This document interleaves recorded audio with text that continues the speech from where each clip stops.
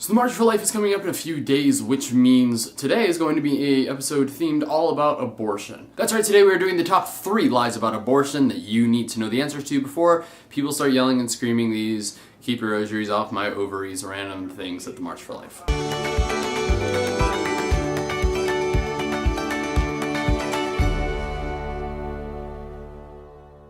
Lie number 1, abortion does not hurt women. That is just complete poppycock. See, for this we're going to have to actually go into psychology. There's this chemical called oxytocin that is generally associated with bonding. When a woman becomes pregnant, both the baby and the woman start to receive higher than normal doses of oxytocin so that the woman is bonding with the baby. Now you might see where this is going. If the woman has an abortion and all of that oxytocin and that bonding that she has to the baby is removed, that's going to provide some really pretty harmful mental effects. There's even an abortion handbook, if you would, that talks all about, it's completely pro-abortion. It's for abortionists to understand the entire process and everything medically about it. And they even say, yeah, if the woman has a close connection with the baby or is feeling coerced or anything like that, then she will have a higher risk of getting negative effects such as depression, anxiety, even PTSD from having an abortion. And that's not even talking about the physical illnesses. I mean, how many times do you hear about a woman who bleeds out on the abortion table because of a botched abortion?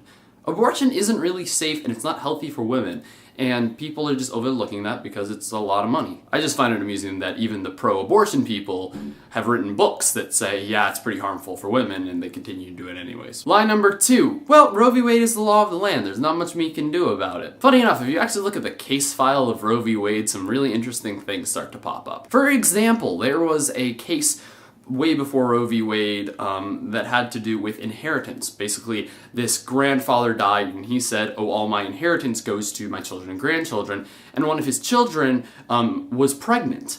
And so the question that the court has was, does this child get a share of the inheritance, the unborn child? And the court overwhelmingly ruled, well, yeah, it's a child. It clearly is going to get the inheritance unless it dies, and then if it does die, it's just as if somebody else died. The inheritance goes to whoever the next of kin is, or, if it's a baby, it goes to the parents. And technically, the big courts should listen to what the little courts have to say, but, that kind of doesn't work, apparently. And there are dozens of other cases like that. For example, custody cases say the exact same thing. An unborn child is an actual child. And honestly, there's the real lie number 2. Yeah, a child is a child. And scientifically, yes, a child is a child. It is not a tumor or a clump of cells.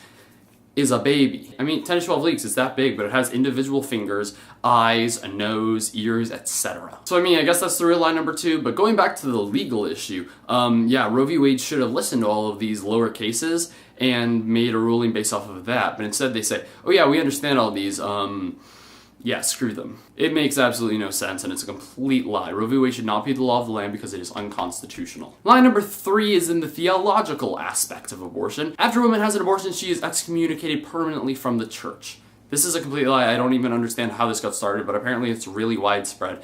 Does anyone actually know what excommunication means? Basically, excommunication is the idea that, oh yeah, you created a grave mortal sin. You are unable to receive any sacraments except for penance. See, to remove excommunication, all you have to do is be truly sorry and confess your sins. That's not to say that it's just like any other mortal sin. Your penance might be a lot stronger if you've been excommunicated, which is interesting, because if you think about like King Henry VIII, the one who was excommunicated from the church for starting his own religion, all he needed to do to get back into the Catholic Church was to go to confession and make a good confession. That's literally it. And there's a lot of different things that make it like completely different. Like if she's under the age of 14, she isn't excommunicated. If she was forced to get the abortion against her will, it's not a sin because she didn't want it, so she's not excommunicated, etc., etc. So it doesn't mean you are permanently excommunicated from the church and you can never go back to the church or receive any sacraments. It just means that you have to go back to confession. So yeah, Roe v. Wade is not technically the law of the land because it is unconstitutional. Abortion is bad for women because even the pro-abortion people understand that it has mental disaffects, is that the right word? Bad mental effects upon women. And the excommunication thing is a complete lie, and as long as you go to confession, you're fine. So those are the top 3 lies about abortion that I wanted to cover before y'all go to the March for Life. I will be at the March for Life on Friday.